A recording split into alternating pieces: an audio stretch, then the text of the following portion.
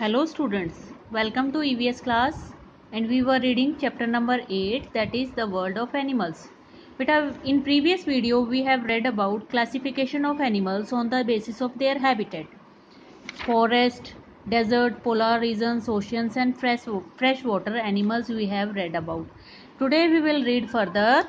We will read what is hibernation and about their body features. Okay beta. Today we will read about hibernation. We will start from reading. So what is hibernation? In colder regions, some animals such as polar bear go into a deep sleep to protect themselves from the cold.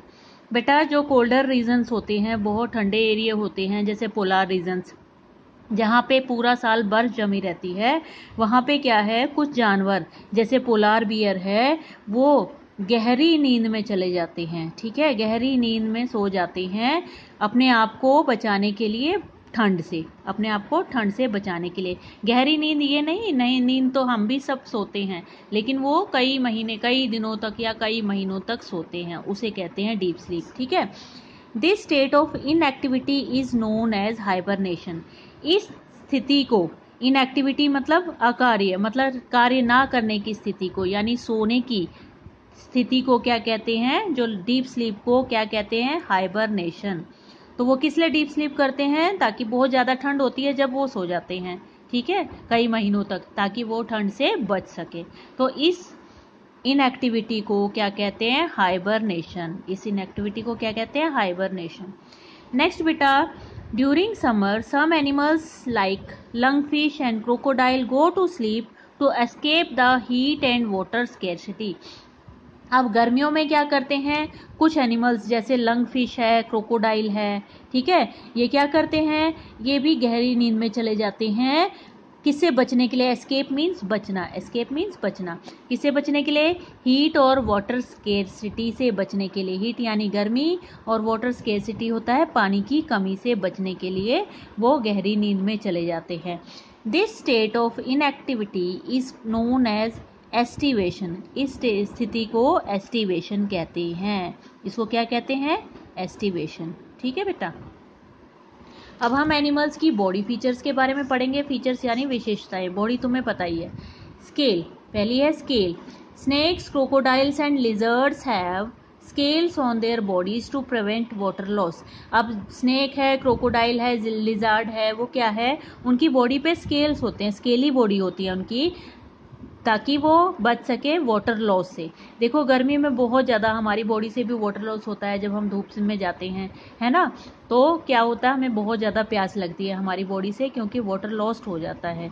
ठीक है, तो उस स्थिति से बचने के लिए उनकी बॉडी कैसी होती है, उनकी स्किन कैसी होती है, स्केली स्किन. स्केल बेटा देखो ये इस तरह से, स्नेक की देखी होगी तुमने, कैसे होते हैं, उन पर स्केल से बने होते हैं इस तरह. ठीक है, तो इसको बोलते हैं scaly skin. Snakes shed their skin regularly, which is replaced by new one. और स्नेक्स क्या करते हैं, अपनी स्किन टाइम टाइम पर शेड कर देते हैं, यानी शेड करना मीन्स झड़ जाना, उनकी स्किन झड़ जाती है, जिसकी जगह पे न्यू, जिसके बदले में न्यू स्किन आ जाती है. रिप्लेस मतलब बदलना, ठीक है, उसके बदले में उनकी न्यू स्किन आ जाती है. The body of fish is also covered with scales that are waterproof.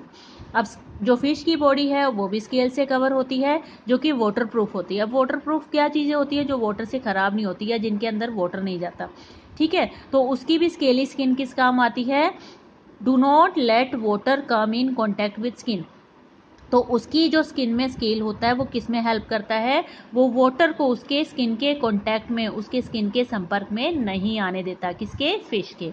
अब ये देखो बेटा, स्नेक अपनी स्किन को शेड करता है, झाड़ता है. ठीक है, कई स्नेक्स तो साल में 2-3 बार झाड़ देते हैं, उनकी स्किन निकल जाती है, और कई स्नेक्स क्या है, साल में 1 बार स्किन निकलती है उनकी. तो वो किस लिए झाड़ते हैं या किस लिए उनकी स्किन निकलती है बेटा, पहले तो जब वो छोटे होते हैं, छोटे से बड़े बढ़ते हैं, वो जब तो वो बढ़ते हैं, उनकी स्किन नहीं बढ़ती, तो इसीलिए वो स्किन शेड करते हैं. फिर जब वो बड़े हो जाते हैं तब वो पैरासाइट्स से बचने के लिए, ठीक है, स्किन शेड करते हैं. पैरासाइट्स क्या होते हैं, जो बेटा एनिमल्स पर रहते हैं, जैसे गाय भैंस हैं, उन पे चिच्चड़, लिक्स बोलते हैं जिनको, ठीक, टिक्स बोलते हैं जिनको, सॉरी. ठीक है, ऐसे ही स्नेक्स पे पैरासाइट्स कुछ हैं जो उस पे चिपक जाते हैं, तो उससे बचने के लिए क्या करता है स्नेक अपनी स्किन शेड करता है। ठीक है बेटा, ये 2 रीज़न है जिसकी वजह से स्नेक अपनी स्किन शेड करता है। नेक्स्ट इज शेल्स, अगला है shells. Snails and tortoises are protected by hard shells that cover their body. अब स्नेक और टॉर्टोइस क्या है, अपने आप को बचाते हैं हार्ड शेल की वजह से, जो कि उनकी बॉडी को कवर करता है, उनकी बॉडी को ढके रखता है। ये देखो बेटा, ये है शेल इसका, टॉर्टोइस का। ठीक है, कछुआ है ना ये इसका शेल। ये कैसा होता है, टाइट होता है, बहुत सख्त होता है, पत्थर जैसा। ऐसे ही स्नेल होते हैं जो शंख वाले कीड़े होते हैं।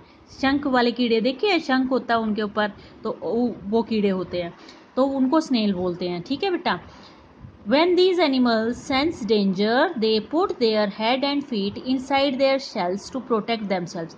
जब भी उनको कोई डेंजर महसूस होता है, डेंजर क्या होता है, खतरा, डेंजर क्या होता है, खतरा, तो वो अपने हेड यानी सिर और फीट यानी पैर उस शेल के अंदर डाल लेते हैं, ताकि वो अपने आप को बचा सके, प्रोटेक्ट कर सके। अपने आप को बचाने के लिए क्या करते हैं, क्योंकि उनका शेल तो मजबूत होता है। ठीक है, तो वो जब भी उनको कोई खतरा महसूस होता है तो वो अपना हेड और फीट, ठीक है, शेल के अंदर डाल लेते हैं और इस तरह से वो अपने आप को बचा लेते हैं। नेक्स्ट इज बेटा स्ट्रॉन्ग लेग्स। अब स्ट्रॉन्ग लेग्स कैसे हेल्प करते हैं एनिमल्स को। Animals like zebra and deer have strong legs to run fast so that they can run away from predators quickly। मतलब स्ट्रॉन्ग लेग्स, मजबूत पैर किसके, जैसे जेब्रा के हैं, डियर के हैं, तो वो कैसे हेल्प करते हैं, उनको तेज़ दौड़ने में हेल्प करते हैं, ताकि तेज़ दौड़कर वो अपने प्रेडेटर्स कौन होते हैं, जैसे जो उनका शिकार करते हैं, जैसे लॉयन है, टाइगर है, वो प्रेडेटर्स हैं। ठीक है, तो उनसे वो बच सकें, क्योंकि उनके पैर मजबूत होते हैं तो वो तेज़ी से दौड़ते हैं। ठीक है, तो जिससे कि वो अपने प्रेडेटर से बच सकते हैं। ठीक है, तेज़ी से दौड़कर। नेक्स्ट बेटा फर और वुल। अब फर और वुल किस काम आते हैं। फर और वुल क्या होते हैं, जो उनकी एनिमल्स की बॉडी पे जो बाल होते हैं उन्हें फर या वुल कहते हैं। जैसे शिप की बॉडी पे बाल होते हैं उससे वुल बनता है, और बियर की बॉडी पे जो बाल होते हैं उसे फर कहते हैं। ठीक है, sheeps have wool and bears have फर।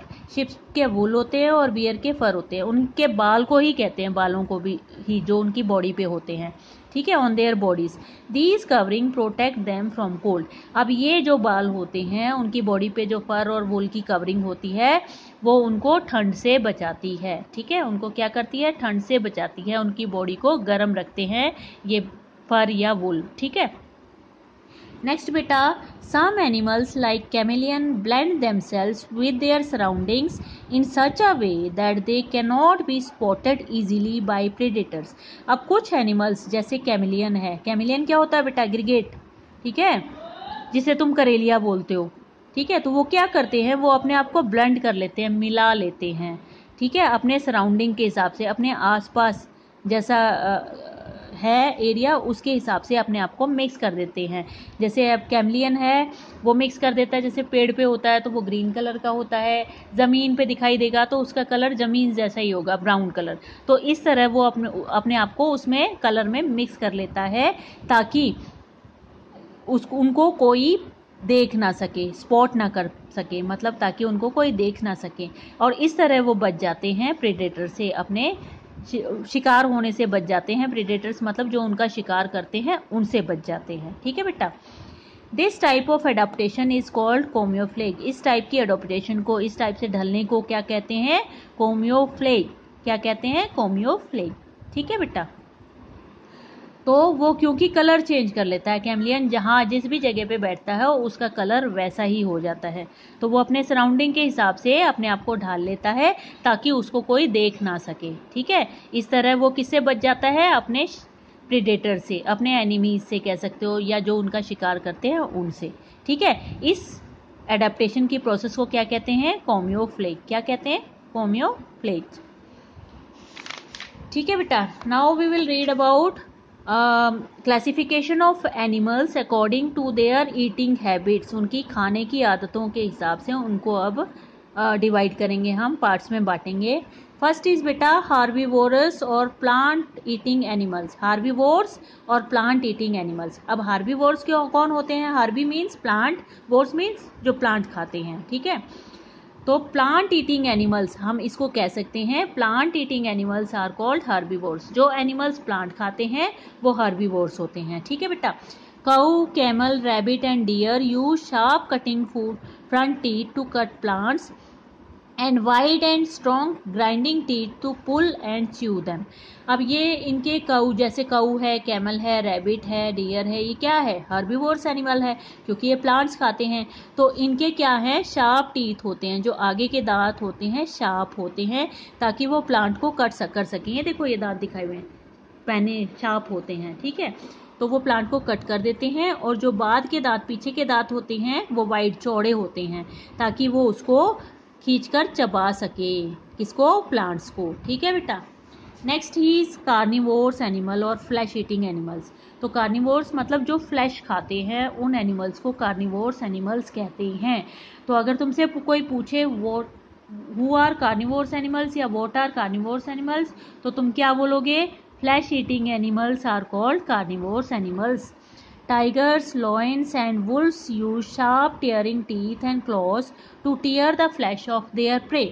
अब टाइगर है, लॉयन है, वुल्फ है, वुल्फ होता है भेड़िया। ठीक है, उनके शार्प टीयरिंग टीथ होते हैं। टीयरिंग मतलब जो फाड़ देते हैं उनकी, क्योंकि उनको फ्लैश खाना होता है तो वो फाड़ फाड़ कर खाते हैं ना। और उनके जो क्लॉज होते हैं वो भी पैने होते हैं, शार्प होते हैं, ताकि वो फ्लैश को टीयर कर सके अपने प्रे यानी अपने शिकार की। ठीक है, तो उसकी फ्लैश को क्या कर सके? खा सके। Eagles and vulture use their sharp hooked beaks and claws to catch and kill their prey. और ईगल्स, ये देखो, ईगल और वल्चर क्या है? उनकी जो बीक होती है हुक जैसी होती है। देखो, हुक ऐसा होता है ना, तो उनकी बीक भी हुक जैसी होती है और उनके क्लॉज भी पैने होते हैं। तो इस तरह होते हैं कि वो अपने प्रे को पकड़ सके, मतलब अपने शिकार को पकड़ सकें और उसको मारकर खा सके। ठीक है। नेक्स्ट इज बेटा ओमनीवोर्स एनिमल्स। ठीक है, ओमनीवोर्स एनिमल्स कौन से होते हैं?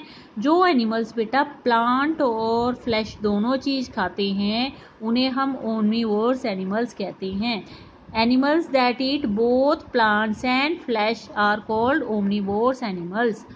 Beer, dogs and human beings eat both flesh and plants. अब बियर है, डॉग है, ह्यूमन बींग्स है, ये दोनों चीज खाते हैं, फ्लैश और प्लांट्स।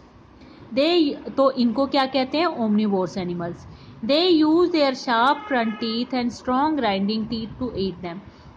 अब वो क्या यूज करते हैं? अपने शार्प फ्रंट टीथ, उनके आगे के टीथ शार्प होते हैं और पीछे के टीथ क्या है? ग्राइंडिंग टीथ, स्ट्रॉन्ग होते हैं, मजबूत होते हैं, जिनका इस्तेमाल वो करते हैं खाने में, अपना खाना खाने में।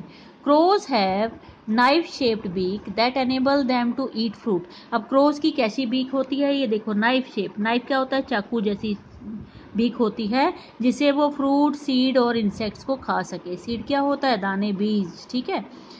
और फ्लैश भी खाता है ना वो, तो इंसेक्ट, फ्लैश, फ्रूट, सीड खा सके, इसलिए उसकी चोंच कैसी होती है? नाइफ जैसी। किसकी? क्रो की।